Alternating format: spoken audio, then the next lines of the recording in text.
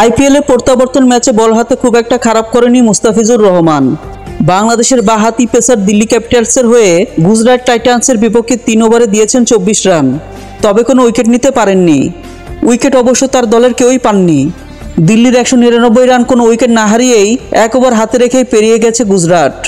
আর এই জয়ে play of নিশ্চিত করেছে শুভমান গিলের গুজরাট। গুজরাট 3 ওভারে 43 রান তুলে ফেলার পর বোলিংয়ে আসেন আগের রাতে শারজায় বাংলাদেশের হয়ে সংযুক্ত আরব আমিরাতের বিপক্ষে ম্যাচ খেলা মুস্তাফিজ।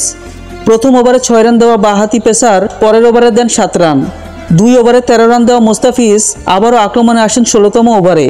গুজরাটের স্কোর তখন 15 ওভারে 154 রান। টানা 2-4 খেয়ে শুরু করা মুস্তাফিজ তৃতীয় ওভারে দেন 11 রান।